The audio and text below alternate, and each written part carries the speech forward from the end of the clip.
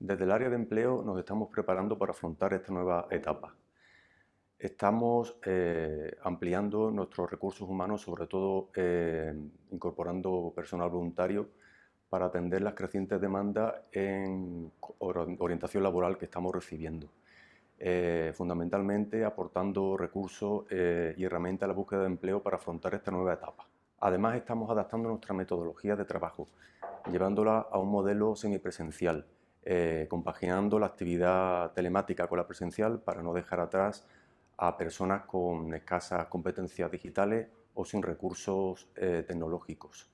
En este sentido, hemos estado repartiendo ya tablets en la modalidad de préstamo para que participantes del área de empleo sigan formaciones online y prevemos seguir haciéndolo.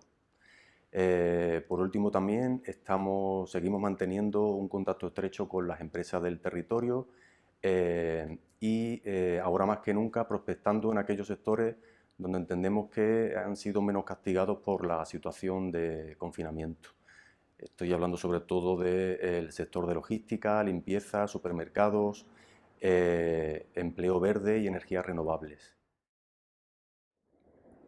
Desde el área de empleo seguimos trabajando para crear oportunidades que cambien vidas.